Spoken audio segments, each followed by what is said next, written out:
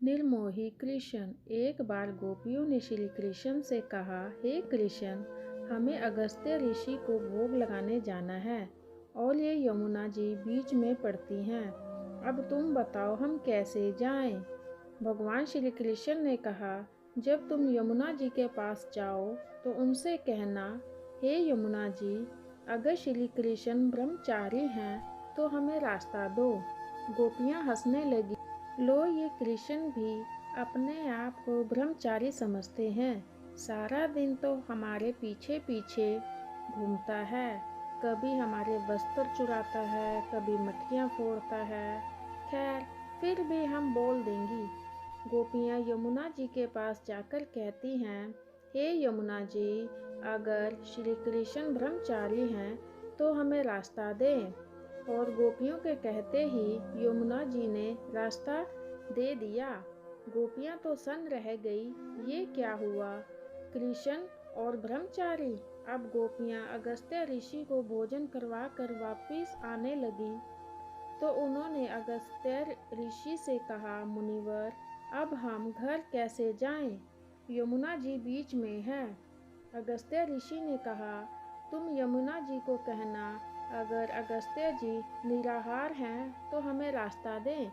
गोपियाँ मन में सोचने लगी, अभी हम इतना सारा भोजन लाई सो सब गटक गए, अब अपने आप को निराहार बता रहे हैं। गोपियाँ यमुना जी के पास जाकर बोली, हे यमुना जी, अगर अगस्त्य ऋषि निराहार हैं तो हमें रास्ता दे। यमुना जी ने तुरंत रास्ता दे दिया। गोपियाँ आश्चर्य करने लगी, जो खाता है वो निराहार कैसे हो सकता है? और जो दिन रात हमारे पीछे पीछे फिरता है वो श्री कृष्ण ब्रह्मचारी कैसे हो सकते हैं? इसी उधेड़ बुन में गोपियों ने श्री कृष्ण के पास आकर फिर से वही प्रश्न किया।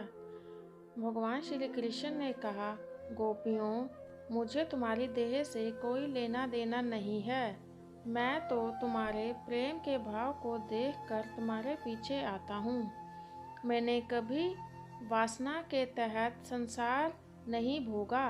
मैं तो निर्मोही हूँ, इसलिए यमुना ने आपको मार्ग दिया। तब गोपियाँ बोली, भगवान, मुनिवर ने तो हमारे सामने भोजन ग्रहण किया, फिर भी वो बोले कि अगस्त्य अजन्मा उपवासी हो, तो ये यमुना मैया मार्ग दें। बड़े आश्चर्य की बात है कि यमुना ने मार्ग दे दिया। श्री कृष्ण हंसने लगे और बोले, अगस्त्य अजन्म उपवासी है। अगस्त्य मुनि भोजन ग्रहण करने से पहले मुझे भोग लगाते हैं। उनका भोजन में कोई मोह नहीं होता।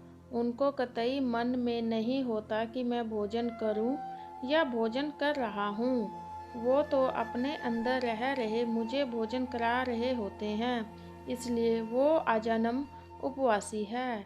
राधे राधे। अगर आपको हमारी ये वीडियो पसंद आई है तो कृपया चैनल को सब्सक्राइब करें। धन्यवाद।